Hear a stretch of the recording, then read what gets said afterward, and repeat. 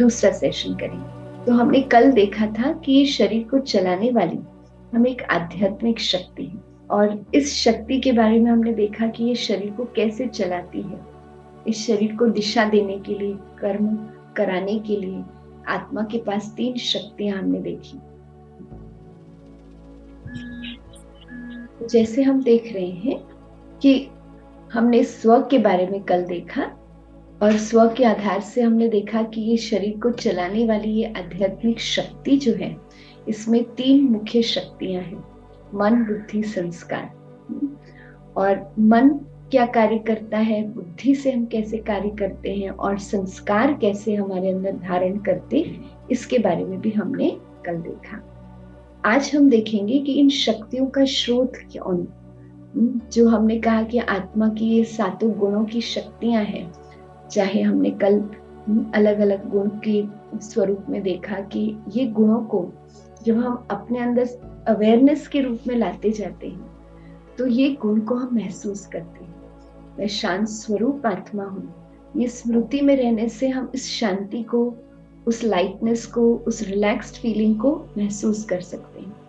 आज तक हम हमेशा क्या कहते रहे कि हमें शांत रहना चाहिए, हमें क्रोध नहीं करना चाहिए, हमें अपसेट नहीं होना है, हमें पीस या शांति को अनुभव करना है। लेकिन परमात्मा हमें ये स्मृति जो है, अवेयरनेस दिलाते हैं कि हम है ही शांत स्वरूप, तो उससे ये महसूसता बहुत सहज आ जाती है। तो ये बहुत जरूरी है कि हम सारा दिन बार बार, जैसे हमने अपने शरीर के प्रोफाइल को कैसे पक्का कर लिया है, हम सभी जानते हैं कि हमारा क्या नाम है, कार्य क्या है, आप जो लाइफ में किस पोजीशन पर वर्क कर रहे हैं, वो अवेयरनेस आपकी नेचुरल रहती है। ऐसे हमें अपने आप को भी बार बार याद कराना जरूरी है कि हम इस शरीर को चलाने वाली जो ये शक्ति है, हमारा नेचर क्या है, हम है ही शांत स्वरूप। फिर हमने कल कौन से गुण देखे, शांति के साथ साथ मैंने आपको रिक्वेस्ट किया था कि आप ये गुणों को जरूर लिखना। तो और कौन सा देखा था, मैं शांत स्वरूप के साथ साथ मैं कौन हूँ, मैं पवित्र स्वरूप हूँ, मैं स्नेह स्वरूप हूँ, मैं ज्ञान स्वरूप हूँ, मैं सुख स्वरूप हूँ, मैं शक्ति स्वरूप हूँ, मैं आनंद स्वरूप हूँ। तो ये 7 गुणों को हमें रोज अपने आप को स्मृति दिलानी। अब विडंबना ये है कि ये शरीर जो वास्तव में है टेम्पररी, ये हमने कल देखा ना, ये नश्वर है, क्योंकि ये प्राप्त किया हुआ है प्रकृति से। अब ये शरीर को तो हम निश्चित समझते हैं कि हमने लिया है, इसको छोड़ना भी है, लेकिन इस शरीर से जुड़ा हुआ जो हमारा अस्तित्व है, जो हमारा प्रोफाइल है, वो हमें पक्का याद है ना। आप में से किसी को कहा मुश्किल होती है अपने आप को, अपने रोल, रिस्पॉन्सिबिलिटीज और प्रोफाइल को याद करने में? हम में से कोई ऐसा है जो कहता है कि रोज मैं अपने एक बुक में सब कुछ लिख लेता हूँ और रोज सुबह को उठकर पहले पढ़ता हूँ, फिर मुझे याद रहता है? तो अगर हमें याद न रहा अपना नाम, तो उसको क्या कहा जाएगा? कोई को अपना नाम, कहाँ रहते हैं, क्या कार्य करते हैं, न याद रहा, तो कहेंगे भाई इनकी तबीयत ठीक नहीं है, तो इनको कोई मेडिकल असिस्टेंस की जरूरत पड़ेगी। तो हम उसको नॉर्मल नहीं समझ रहे, है ना। ऐसे ही अगर आप देखें तो जो हम परमानेंट है, हमारा परमानेंट जो अस्तित्व है, अर्थात एज अ पीसफुल सोल, ये परमानेंट अस्तित्व है, हम है ये एक शुद्ध, शांत, शक्तिशाली आत्मा। तो ये भूल गए, तो इसको क्या कहेंगे? इसको भी वास्तव में नॉर्मल तो नहीं कहेंगे। तो हम ये भूल गए और आज हमें बार बार अपने आप को याद करना, लेकिन ये बहुत जरूरी है। तो इसको याद करते करते ये नेचुरल स्मृति में रहे, ये हमारा लक्ष्य है। अब अगर नेचुरल सारा दिन स्वाभाविक रूप में ये स्मृति रहे कि मैं हूँ ही शांत स्वरूप आत्मा, तो हर सिचुएशन जो हमारे सामने आएगी, हर बात जो हमारे सामने आएगी, उसको हम किस फीलिंग से, किस दृष्टिकोण से, किस मनोवृत्ति से डील करें, तो हम महसूस करते हैं। जैसे अगर आप कल का सारा दिन जो आपने बिताया, सुबह से रात तक, अगर आप उस अवेयरनेस में रहते कि मैं शांत स्वरूप आत्मा हूं और वही कारोबार करते, तो जरूर थोड़ा और वैल्यू एडिशन हो जाता।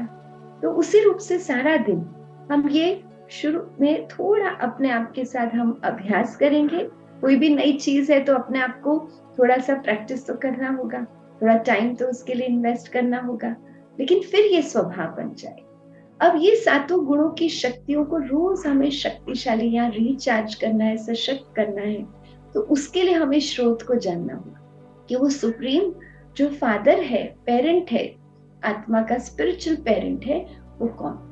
क्योंकि हम देखते हैं आत्मा का परिचय तो सभी धर्मों में हम पाया हुआ है, सभी धर्मों में आत्मिक स्वरूप को हमने स्मृति दिलाई है, हमारे धर्म पिताओं ने हमें स्मृति दिलाई है।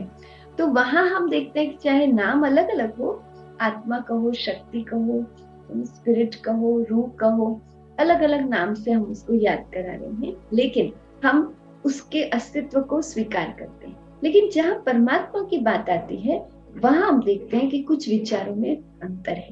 तो परमात्मा के प्रति शायद भावनाएं तो हमारी सबकी ऊंची है, लेकिन हम देखते हैं कि उनको याद करना हमारे लिए मुश्किल है, या हम मुझे हुए हैं, थोड़ा कंफ्यूज हैं कि है कौन, उसका स्वरूप क्या है, उसका रोल क्या है मेरी लाइफ में।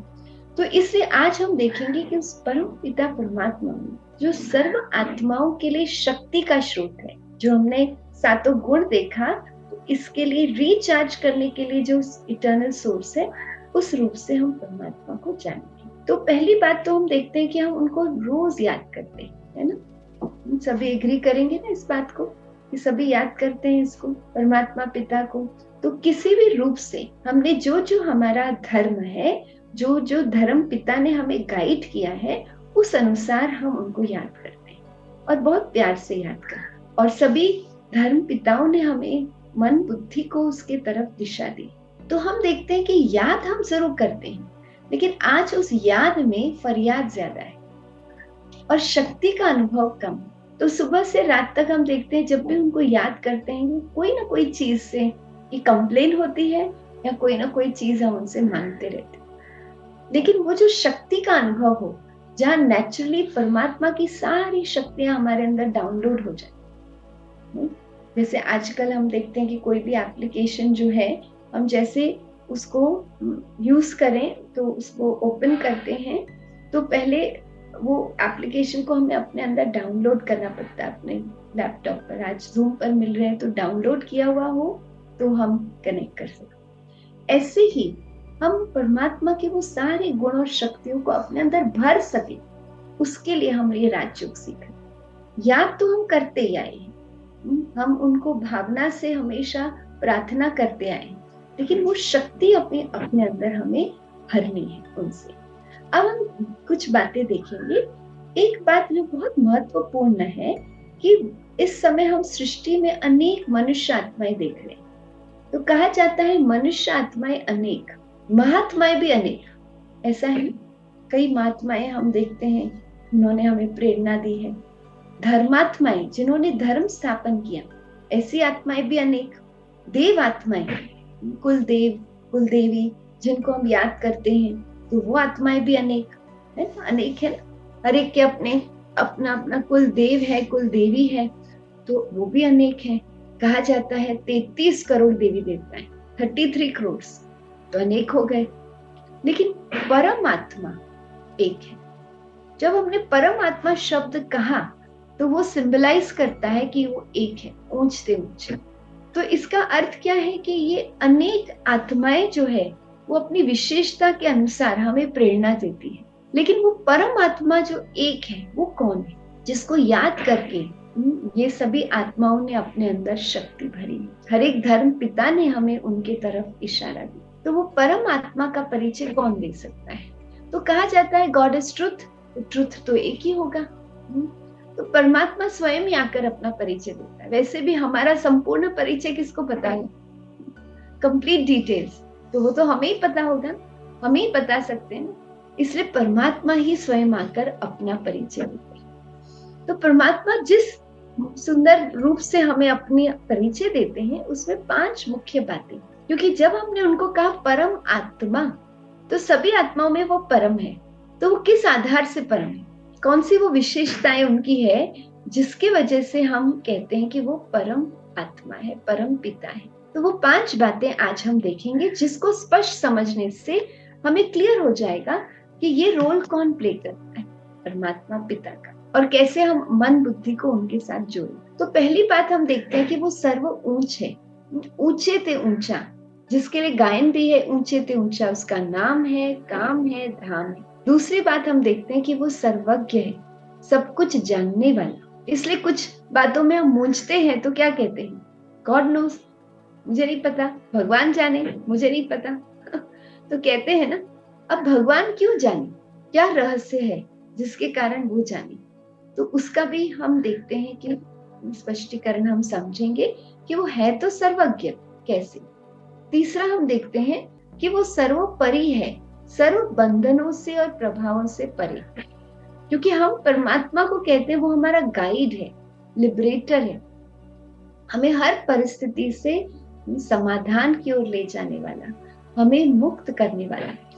तो इसलिए वो हम सर्वोपरि कहा गया है कि वो स्वयं इन कर्म बंधनों में नहीं आता है। चौथी बात, वो सर्वस्रोत है, आत्मा के हर गुण और शक्ति का स्रोत है और अविनाशी स्रोत है। पांचवा, वो सर्वमान्य है, एक्सेप्टेड बाय ऑल। चलिए हम एक एक बात को और स्पष्ट रूप में देखें। तो पहली बात है वो सर्व ऊंच है। तो इसलिए जब भी परमात्मा का गायन किया गया है तो हम उनकी महिमा कहते हैं, उसमें हमने उनको कंपेयर किया है ओशन से, सागर से। कोई मनुष्य में कोई गुण है तो हम कहेंगे कि अरे ये व्यक्ति बड़ा शांत है, कहते हैं ना। कोई हमारे कलीग होते हैं बहुत पीसफुल रहते हैं तो हम कहते हैं कि ये बड़ा शांत है। कोई हम कहते हैं कि ये बड़ा ऑनेस्ट है। लेकिन परमात्मा के लिए क्या कहा जाएगा, वो शांति का सागर है, वो सत्यता का सागर है। सागर अर्थात, सागर हम क्यों कहते हैं जी, सागर क्यों कहा परमात्मा को, why do we compare him to the ocean. Ocean से क्यों कंपेयर किया, ओशन से कंपेयर क्यों करते हैं, नो लिमिट, राइट, अर्थात बेहद है। हर प्रकार में, हर गुण में, शक्तियों में वो अनलिमिटेड है, वो इटर्नल है, अनबाउंड इंफिनिटी है। हाँ जी, तो परमात्मा के लिए हम कहेंगे वो शांति का सागर है, माना उसके अंदर वो शांति की शक्ति जो है वो कभी कम नहीं हो सकती। यहाँ तो हम देखते हैं कि हम शांत तो हमारे में से बहुत सारे हैं, लेकिन फिर कोई बात आ जाती है जिसमें हम डिस्टर्ब हो जाते हैं।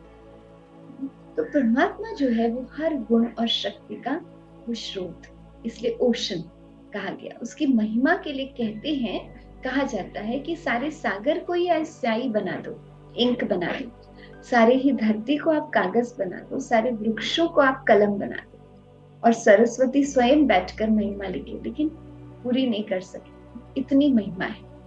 अब वो महिमा जो है, ऊंचते ऊंच उनका नाम तो ऊंचते ऊंच उनका काम। ये बहुत अच्छी बात है कि उनकी महिमा कर्म से जुड़ी हुई, उनके कर्तव्य से जुड़ी हुई। मनुष्य की महिमा कई बार कर्तव्य से जुड़ी हुई ना भी हो, नाम महत्वपूर्ण है लेकिन कर्तव्य इतना ऊंचा नहीं भी हो। जैसे किसी बहन का ही नाम शांति बहन है, लेकिन वो छोटी छोटी बात में अपसेट होने वाली है। तो नाम उस रूप से कर्म को नहीं रिफ्लेक्ट करता है। कोई व्यक्ति का नाम लक्ष्मी नारायण हो लेकिन स्वयं उसको कई फाइनेंशियल इश्यूज हो। कोई व्यक्ति का नाम विजय हो लेकिन वह स्वयं हर परिस्थिति में अपने मनोबल को कमजोर महसूस करता है, डिप्रेस्ड रहता है। तो हम देखते हैं कि यहाँ परमात्मा हर कर्म जो उनका है, विशेष कर्तव्य है, वो बहुत ऊंचा है। अब परमात्मा का कौन सा कर्तव्य है जो आपको बहुत प्रिय है, जो आपने जीवन में अनुभव किया, any act of God which you have experienced in your life, नहीं आपको उस कर्म से सुख मिला, भगवान का कौन सा, परमात्मा का कौन सा कर्तव्य है, what is his role in your life, आपको कौन सा अनुभव हुआ है उनका, या हम कहेंगे कि वो कर्तव्य का आपने उससे प्राप्ति का अनुभव किया हो। जैसे परमात्मा के लिए कहते हैं सबसे इम्पोर्टेंट रोल है, कर्तव्य है, दुख हरता सुख करता। इसलिए कोई भी प्रॉब्लम हो तो हम जरूर उनको याद करते हैं, ऐसे है ना, क्योंकि हमें अनुभव है कि उन्होंने हमारे दुख को हरने के लिए हमें समझ और शक्ति दी, और हमें जीवन को फिर से सुखदायी बनाने के लिए भी हमें समझ दी है। तो हम देखते हैं कि परमात्मा, इसलिए उसका जो रोल है बहुत इम्पोर्टेंट है।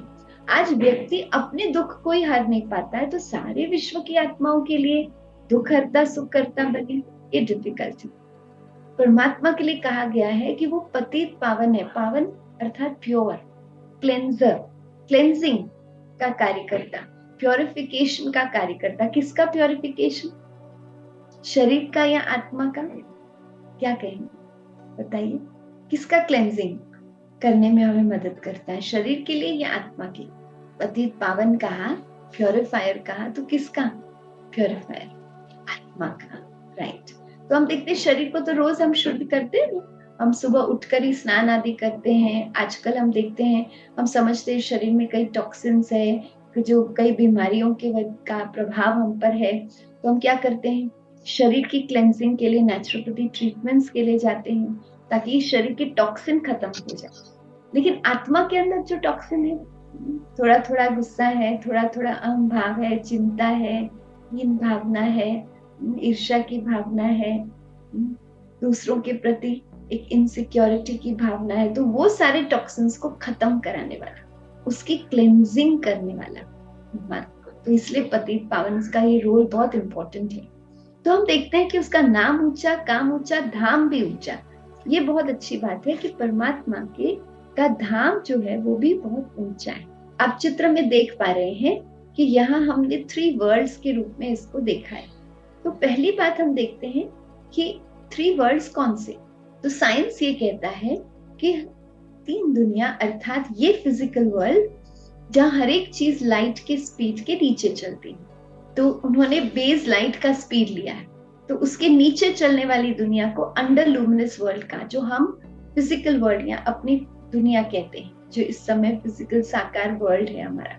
तो ये सृष्टि में हर एक चीज लाइट के स्पीड के नीचे चलती है, इसलिए आवाज है, साउंड है, टाइम है, ये सब चीजें एग्जिस्ट करती है। एक ऐसी वर्ल्ड साइंस कहता है जहाँ हर एक चीज लाइट के स्पीड के पार चलती है, उसको हम सटल वर्ल्ड कहते हैं, सूक्ष्म दुनिया कहते हैं, फरिश्तों की दुनिया कहते हैं। अब उस वर्ल्ड में क्या होगा, हर एक चीज लाइट की स्पीड के अकॉर्डिंग चलती है, तो वहां साउंड हो सकता है, क्या कहेंगे?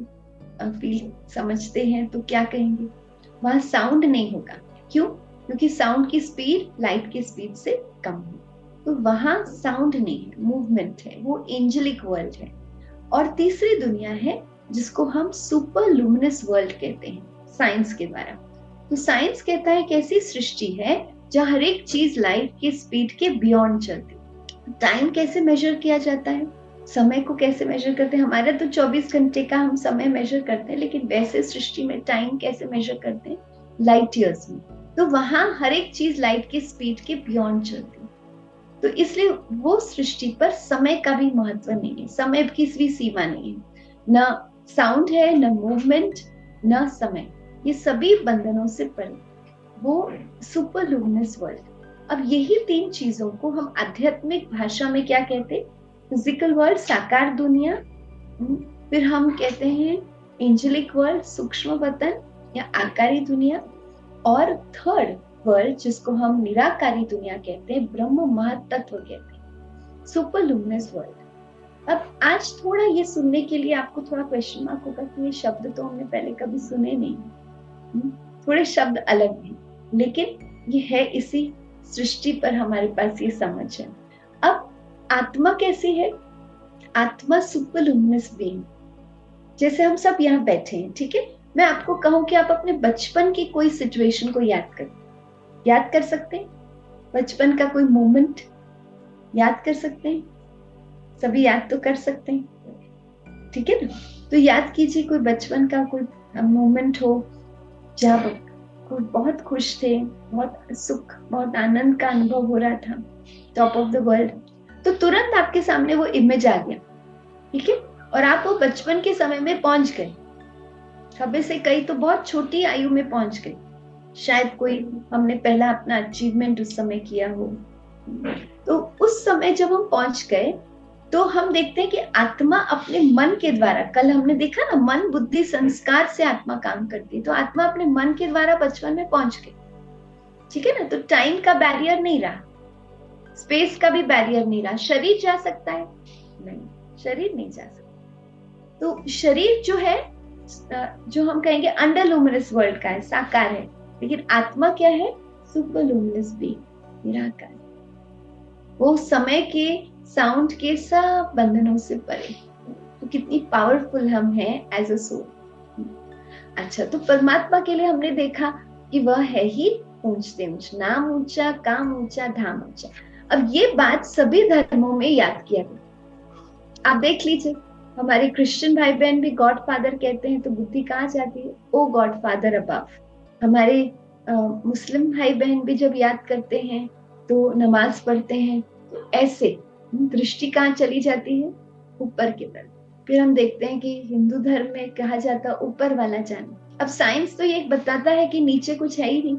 नहीं, ये धरनी के अंदर क्या है, ग्लोब के अंदर क्या है, सृष्टि के अंदर कोई वर्ल्ड का एग्जिस्टेंस तो नहीं है ना। वहां तो सिर्फ मिनरल्स आदि जो भी है, धातु है ना। जो भी वर्ल्ड की एग्जिस्टेंस है वो इससे बियॉन्ड है। इसलिए सारी खोज जो करते हैं, रिसर्च करते हैं, कहाँ जाते हैं? स्पेस में जाते हैं। तो हम देखते हैं कि परमात्मा हमें स्मृति दिलाता है कि ओरिजिनल हमारा आत्मा का जो स्पिरिचुअल होम है वो वर्ल्ड ऑफ साइलेंस है, सुपरलुमिनस वर्ल्ड, परम धाम, शांति धाम। तो मेडिटेशन में हम क्या करेंगे? मन से हम वहां पहुंचेंगे, ताकि वहां की हम शांति और शक्ति को भी अनुभव करें, और वहां परमात्मा से हम वो मिलन का अनुभव करें मन बुद्धि से। जैसे आप यहाँ बैठे हैं और आप अपने कोई स्थान पर पहुंच सकते हैं। जैसे आप घर में बैठे होंगे या आप ऐसे कहीं ऑफिस में बैठे हैं, तो आपने लास्ट जहाँ वेकेशन लिया है वो स्थान पर मन से पहुंच सकते हैं। तो हम मन से उस स्थान पर पहुंचते हैं। तो ऐसे ही हम मेडिटेशन में मन बुद्धि से उस परम धाम में पहुंचते हैं।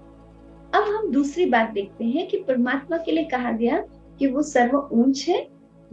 फिर दूसरा था वो सर्वज्ञ है, सब कुछ जानने वाला। क्या जानता है? जो आकर हमको नॉलेज देता है। ये फिजिकल वर्ल्ड के बारे में जो भी रिसर्च करना है, जो भी जानकारी प्राप्त करना है, वो आज मनुष्य को परमात्मा ने बुद्धि दी है, और उससे हमने रिसर्च करके वो सारी जानकारी को क्या किया है, कहाँ रखा है? गूगल में रख दिया है। अब हमको यहाँ की दुनिया की कोई भी बात को जानना हो तो क्या करते हैं? हम तुरंत गूगल में जाकर उसको ढूंढ लेते हैं। कोई स्थान पर जा रहे हैं, वहां का क्लाइमेट क्या है, वहां कौन सी फैसिलिटीज अवेलेबल है, कौन सा होटल है, कौन सी वहां ट्रांसपोर्ट फैसिलिटीज अवेलेबल है, तो पहले से ही हमें सब कुछ समझ मिल जाती है। तो गूगल से हम इस फिजिकल वर्ल्ड के बारे में सब कुछ जानते हैं, या और कोई रिसर्च के आधार से भी साइंस द्वारा हम जानते हैं। लेकिन आत्मा के बारे में, इसको प्योरिफिकेशन कैसे करना, इसको रिचार्ज कैसे करना, इसके जो ओरिजिनल नेचर है उसको हम कैसे अनुभव करें, इससे कार्मिक कर्म का जो लॉ है जो आत्मा को प्रभावित करता है उसके बारे में, इसके जो स्पिरिचुअल लॉज हैं आत्मा को से जुड़े हुए, उसकी नॉलेज परमात्मा देता है। इसलिए हमने कहा कि तुम ही जानो, ज्ञान का सागर। तो वो आकर इस समय नॉलेज हमें देता है। तीसरी बात हमने देखा कि वो सर्वोपरि है, बियॉन्ड ऑल। तो क्यों बियॉन्ड है? क्योंकि उसका रोल है कि वो हमें इस वर्ल्ड की जो भी सिचुएशंस है उसमें जो हम कंफ्यूज हो जाते हैं, स्ट्रेस में आ जाते हैं, तो बंधन में आ जाते हैं, तो उससे हमें फ्री करना है। तो वो तो निर्बंधन होगा, तब तो हमें बंधन से मुक्त कर सकता है। तो परमात्मा हमें कौन से बंधनों से मुक्त करता है, या कौन से बंधन है हमारे पास? सबसे इंपॉर्टेंट बंधन तो नहीं कहेंगे, लेकिन वास्तव में कनेक्शन हमारे शरीर से। लेकिन जब हम इस शरीर के साथ हमारा जो कनेक्शन है, उस कनेक्शन में हम आत्मा इस शरीर के परवश हो जाती। शारीरिक एनर्जी को तो हम स्ट्रेंथन कर रहे हैं, लेकिन आत्मा की अवस्था, स्मृति ही भूल जाते। तो क्या हो जाता है कि फिर ये शरीर की कर्म इंद्रियां हमारे कंट्रोल में नहीं रहती। तो इसलिए आज हम देखते हैं कि कई कर्म हमारे से ऐसे होते हैं जिसको हम विकर्म कहते हैं, इम्प्योर कर्म।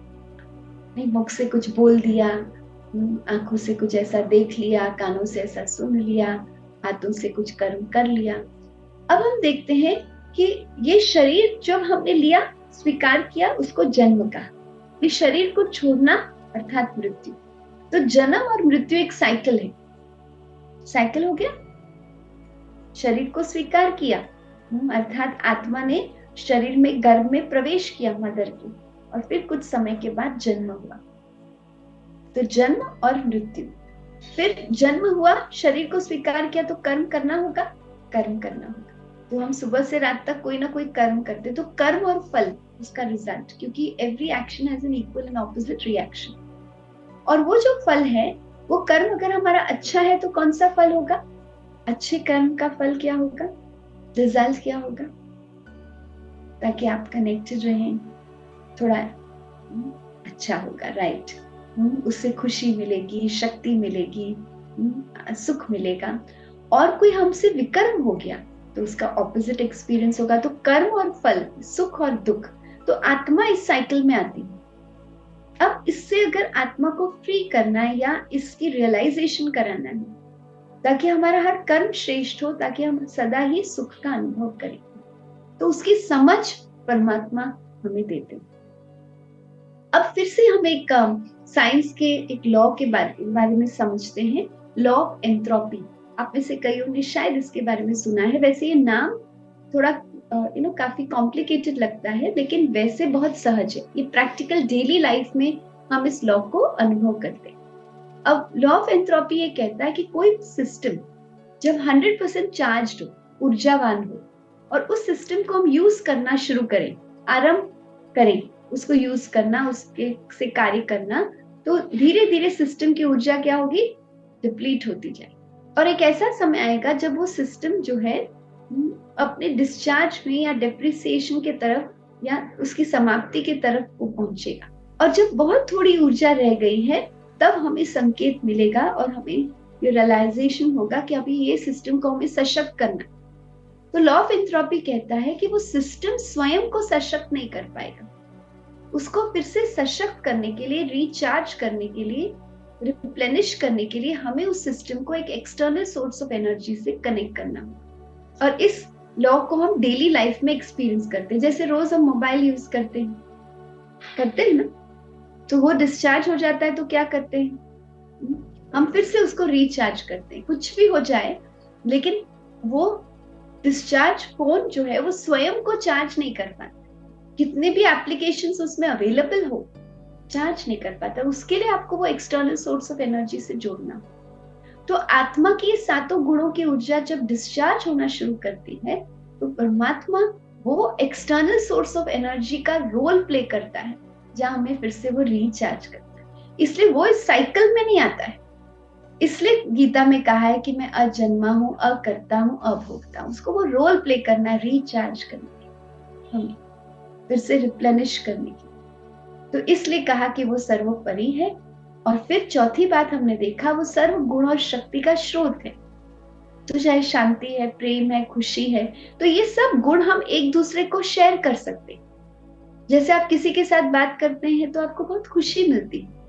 आप किसी के साथ बैठते हैं तो उसमें बहुत कामनेस है, धीरज है, तो आपको भी वो अंदर में शांति का अनुभव होता है। इनके साथ बैठे ना तो बहुत रिलैक्स्ड फील हुआ, इनके साथ टाइम स्पेंड किया तो रिलैक्स फील हुआ। कोई व्यक्ति के पास बहुत प्यार है, बहुत कंपैशन है, तो उनके साथ बैठकर हमें बहुत स्नेह की, समीपता की अनुभूति होती है। तो एज अ सोल हम एक दूसरे को ये गुण दे सकते, लेकिन हम स्रोत नहीं है। तो कई बार ऐसा हो सकता है कि हम स्वयं ही उस गुण को अनुभव नहीं कर रहे। हम स्वयं कोई बात में परेशान है, डिस्टर्ब्ड है, अपसेट है, स्ट्रेस्ड है, तो हम फिर दूसरे को कैसे शक्ति दे पाएंगे उस समय? तो रिचार्ज नहीं कर पाते, इसलिए स्रोत नहीं है। सहयोग दे सकते, सहयोग जरूर हम देते हैं, लेकिन स्रोत नहीं है। तो परमात्मा स्रोत है, इसलिए वो रोल प्ले कर सकता है, जहां वो हर पल, हर समय हमें ये शक्तियों से भरपूर कर सकता है, अबंडेंस की हमें अनुभूति करा सकता है। तो वो हर समय हम उनसे वो शक्तियों को डाउनलोड करें या शक्तियों को चार्ज कर सकते। तो राजयोग और मेडिटेशन माना उनसे कनेक्ट करना, सिर्फ याद नहीं करना, कनेक्ट करना, ताकि वो शक्ति हमारे अंदर भी भरती जाए। तो ये हमने देखा चौथी बात कि वो सर्वोपरि है, लेकिन सबसे इंपॉर्टेंट है कि वो सर्वमान्य हो। अब वो सर्वमान्य परिचय कौन सा है उनका, वो हम देखते। तो हम देखते हैं कि क्राइस्ट ने कहा, क्रिश्चियनिटी में भी क्राइस्ट ने कहा, गॉड इज लाइट। तो लाइट के रूप में उनको याद करते हैं। और इसलिए आप देखें कि वहां चर्च में बहुत सुंदर प्यार से कैंडल जलाते हैं। जब उनको क्रॉस पर चढ़ाया गया तब भी उन्होंने क्या कहा? O God forgive them for they know not what they do. हे ईश्वर, इनको माफ करना क्योंकि ये नहीं जानते कि इन्होंने क्या करना। आप इन्हें माफ कर। उन्होंने कहा मैं तो परमात्मा का बच्चा हूं, I am the son of God. तो उन्होंने हमेशा अपने आप को परमात्मा का बच्चा कहा, सन का, चाइल्ड का, और कहा उसे याद करो। फिर हम देखते हैं कि गुरु नानक जी ने भी सिखिज्म के द्वारा क्या स्मृति हमें दिलाई कि वो एक ओंकार, एक नाम, कल्याणकारी, निराकार है। तो उन्होंने हमें उस निराकार परमात्मा की स्मृति कराई, हमें ये महसूस कराया कि हम साकार और वो एक निराकार। हमारे मन बुद्धि को उसे हमें उस परम शक्ति के साथ जोड़ना जरूरी है। तो हमें बार बार, आप देखिए वहां सिखिज्म में जो उनके गुरु हैं, उन सभी गुरुओं का 10वें गुरु जो गुरु गोविंद सिंह जी हैं, उसके बाद उस गुरुओं की श्रृंखला को समाप्त की गई और कहा गया कि ज्ञान ही गुरु है। गुरु ग्रंथ साहिब, इसलिए प्यार से उनकी पूजा करते, उपासना करते। तो उन्होंने उस निराकार की तरफ हमें इशारा किया। हम देखते हैं कि इस्लाम में भी नूरे इलाही कहा जाता है। नूरे इलाही अर्थात नूर का अर्थ क्या है? ये उर्दू शब्द है, उसका अर्थ है लाइट। तो वहां भी परमात्मा को या अल्लाह को नूर के रूप, साकारी स्वरूप नहीं याद कर, फिजिकल आइडल वर्शिप नहीं, निराकारी रूप में इनको याद कर, नूर के रूप। फिर हम देखते हैं कि जो हमारा जूइश धर्म है, यहूदी जिसको हम कहते हैं, जूइश धर्म में मोसेस धर्म गुरु, तो उन्होंने जेहोवा के रूप में परमात्मा का को याद किया है, वर्णन किया है साक्षात्कार का, विजन का, बर्निंग बुश, बर्निंग लाइट का। तो वहां भी प्रकाश को याद करते हैं। फिर हम देखते हैं कि हमारे जैनिज्म में भी हमेशा, चाहे महावीर स्वामी जी हो, चाहे उनके सभी तीर्थंकर हो, हमेशा तपस्या में लीन दिखाया। तो किसको याद कर रहे हैं?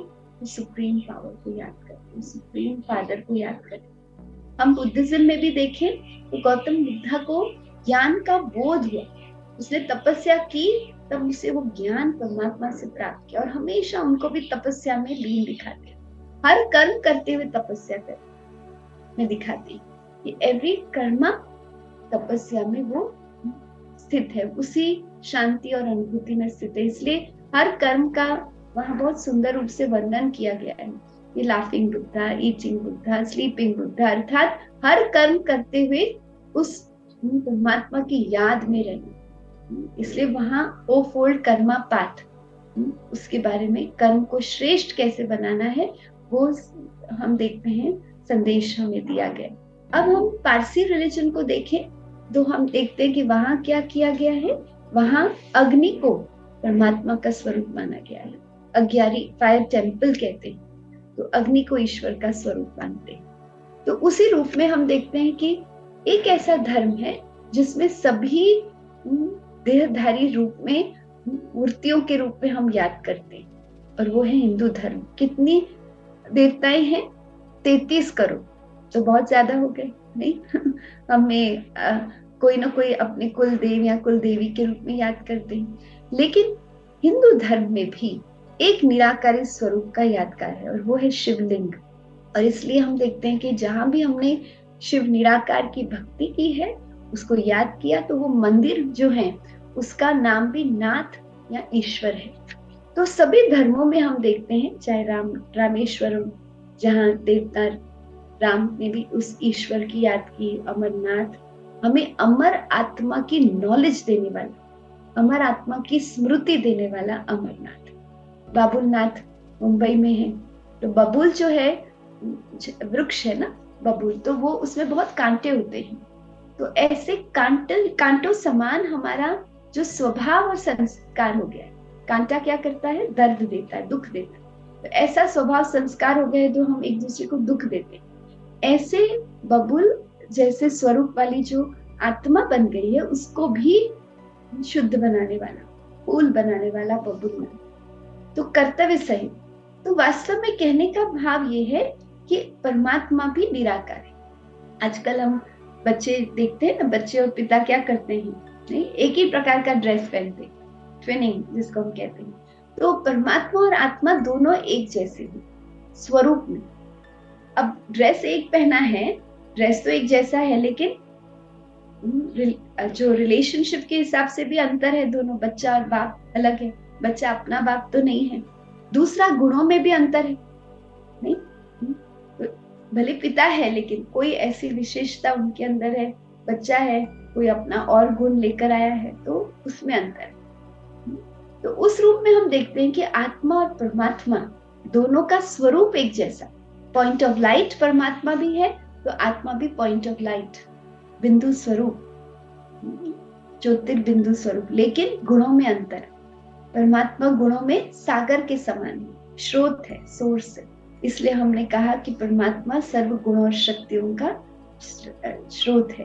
तो उस रूप में हम देखते हैं कि स्वरूप में अंतर नहीं है, लेकिन गुण और शक्ति में वो संपूर्ण है, स्रोत है, सागर के समान है। परमात्मा ने अपना नाम हमें शिव दिया गया है।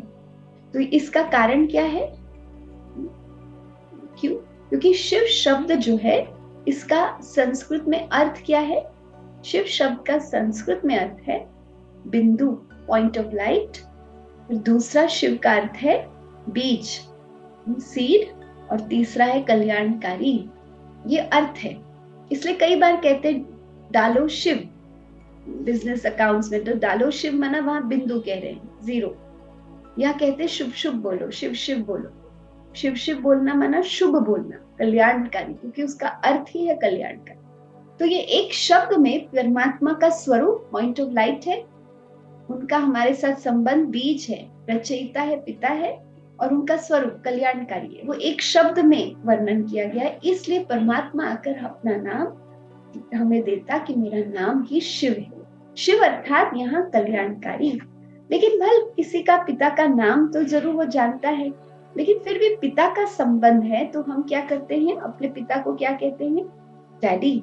प्यार से हम कहते हैं ना, डैडी कहते हैं, पिता डैड कहते हैं, पापा कहते हैं। तो हम उसी प्यार से उनको याद करते हैं, उसको उनके साथ रिलेशनशिप अनुभव करते हैं।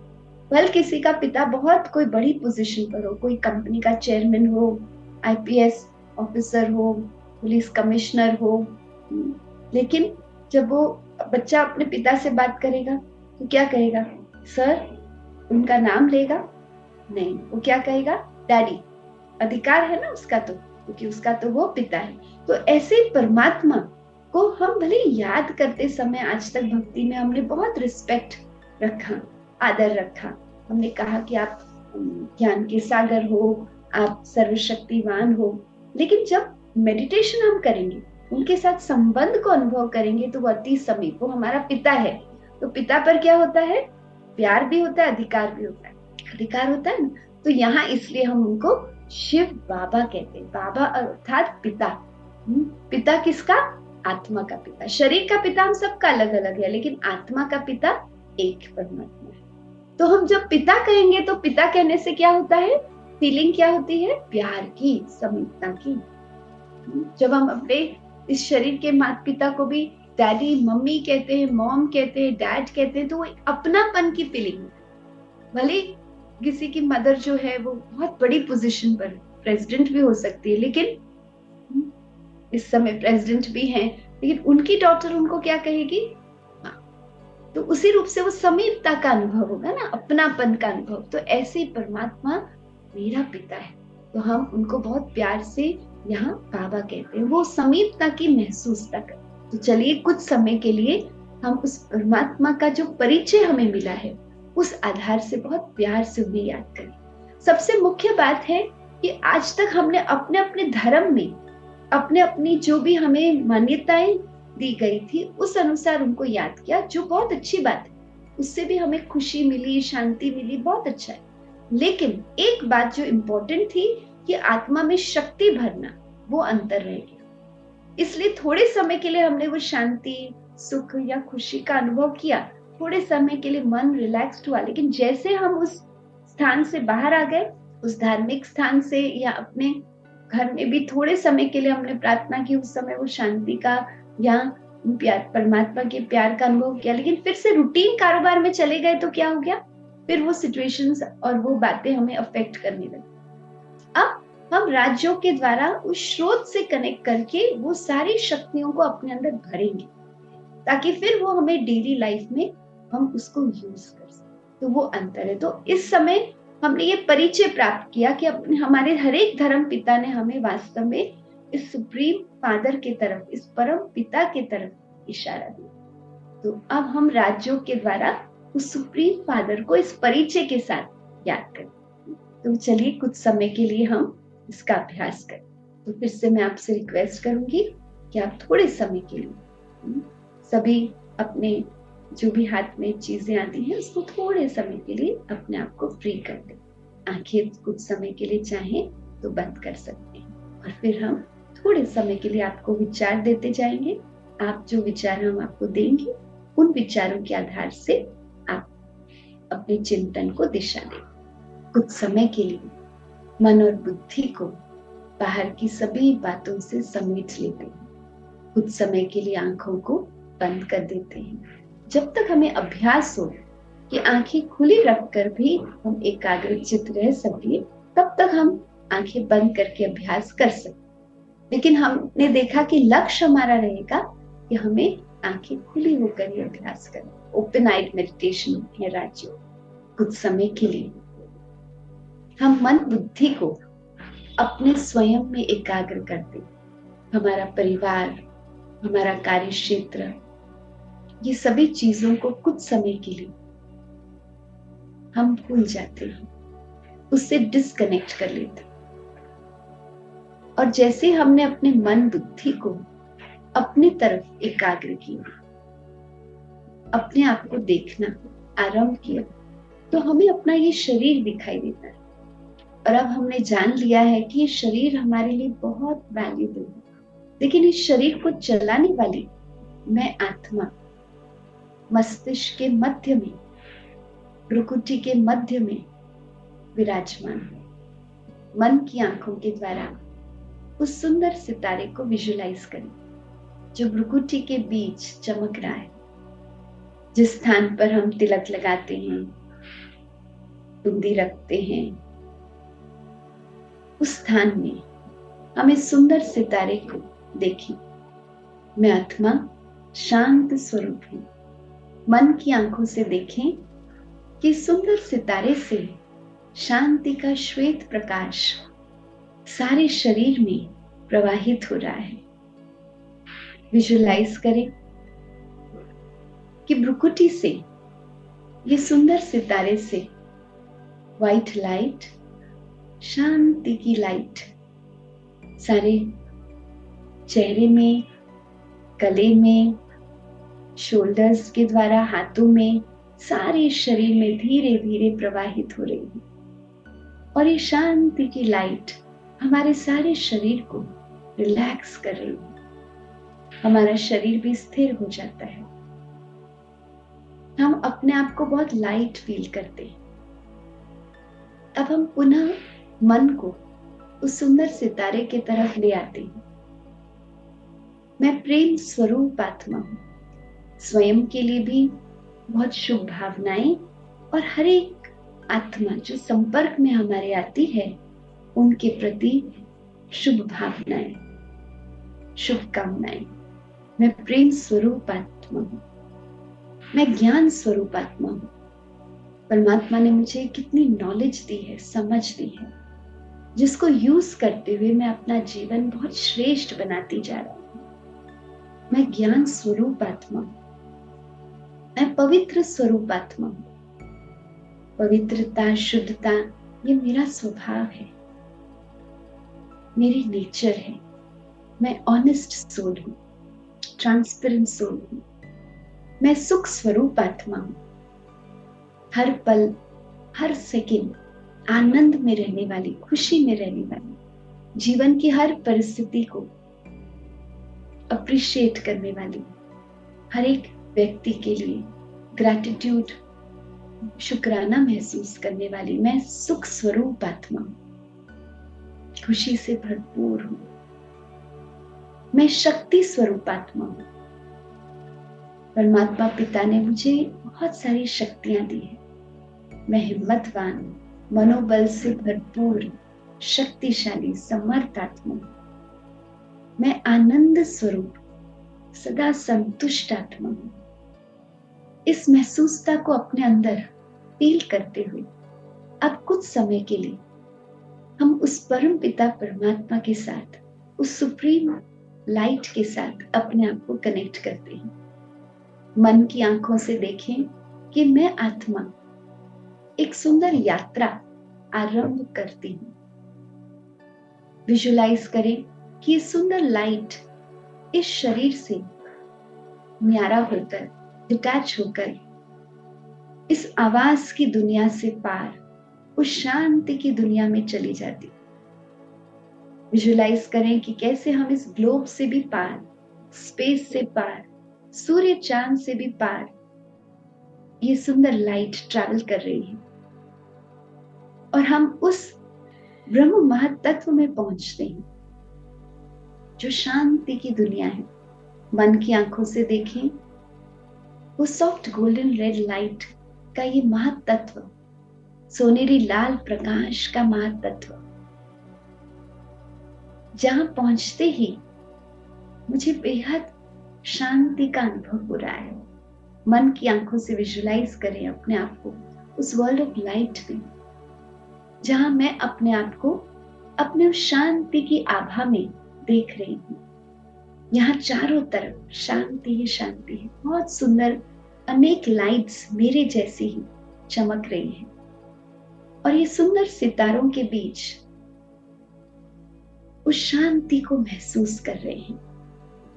अब ये जो सुंदर लाइट्स हम देख रहे हैं, इनके बीच एक ऐसी सुंदर लाइट है जो मुझे जैसे अपने पास बुला रही है और जैसे मैं इस सुप्रीम लाइट के समीप पहुंचती हूँ, महसूस करती हूँ कि ये परमात्मा की डिवाइन लाइट है और परमात्मा पिता से समीप आते ही, वो शांति के सागर से समीप आते ही परमात्मा पिता की असीम शांति की किरणें मुझे महसूस हो रही है।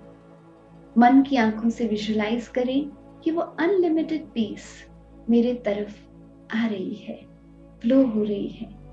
वो शांति के सागर से वो शांति की किरणें, शांति की लहरें मेरे अंदर समा रही है। परमात्मा के पास जो असीम शांति है वो मैं महसूस कर रही हूँ। मेरे अंदर में जो भी भय है, चिंता है, दुख है, वो सब मैं ईश्वर को सौंप देती हूँ और अपने मन को, अपने हृदय को उनके असीम प्यार और शक्ति से भरपूर कर रही हूँ। ये सुंदर पल जहाँ मैं ईश्वर पिता के बहुत समीप हूँ, उनके सानिध्य में उनके साथ अनुभव कर रही हूँ। परमात्मा पिता से वो पवित्र प्रेम, अनकंडीशनल लव और अनकंडीशनल कंपैशन को महसूस कर रही हूँ। परमात्मा का प्यार मेरे मन को, हृदय को कितना शक्तिशाली बना रहा है, सुकून दे रहा है। मैं अपने अंदर अपने आप को कितना सिक्योर फील कर रही हूँ क्योंकि परमात्मा का प्यार मेरे साथ है। वो मुझे बहुत प्यार करता है। मैं जैसा हूँ, जैसी हूँ, वैसे मैं उसकी हूँ। परमात्मा सर्वशक्तिवान मेरा पिता है तो मुझे वो अपनी सर्व शक्तियों से भरपूर कर रहा है। मैं भी शक्तिशाली आत्मा हूँ, समर्थ आत्मा हूँ। परमात्मा से ये सारी शक्तियों को अपने अंदर भरपूर महसूस करते हैं। परमात्मा से वो असीम प्यार और असीम शांति को अपने अंदर भरते हुए अपने आप को उन शक्तियों से भरपूर महसूस करते हो, ब्लेस्ड फील करते हो। हम धीरे धीरे फिर से अपने आप को अपने इस वर्तमान में, अपने स्थान पर महसूस करते हैं। आंखें चाहे तो खोल देते हैं, लेकिन अंतर मन में उस परमात्मा के प्यार को, शक्तियों को, शांति को महसूस करें। अब हम जानते हैं कि हम जब चाहें हम उनके साथ कनेक्ट करके उनको एक्सपीरियंस कर सकते हैं। ओम शांति। तो हम देखते हैं कि थोड़े समय के लिए आपको शायद शुरू में डिफिकल्ट लगेगा, क्योंकि हम पहली बार कर रहे हैं। कल हमने किया, आज किया, लेकिन धीरे धीरे ये इजी होता जाएगा। शुरू के लिए जैसे वो बच्चे के लिए हम क्या करते हैं, जब चलना सीखते हैं तो उसको वॉकर देते हैं ताकि उसको प्रैक्टिस हो सके। हम जानते हैं कुछ दिनों के बाद तो वॉकर साइड में हो जाएगा, वो दौड़ने लगेगा। तो इसलिए इनिशियल टाइम के लिए आपको गाइडेड कमेंट्रीज के द्वारा भी मेडिटेशन का अभ्यास कर सकेंगे।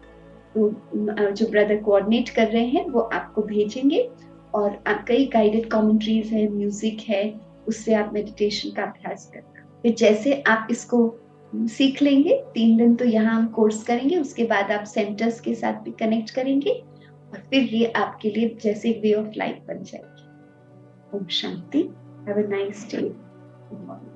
तो हम फिर कल यही समय पर मिलेंगे। ओम शांति। थैंक यू सो मच दीदी। Thank you so much.